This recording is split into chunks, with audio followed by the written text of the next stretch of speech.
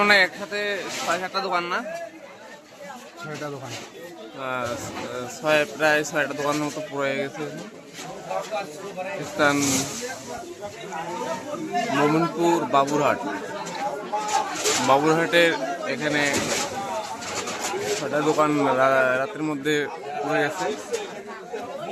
সূত্র হয়তো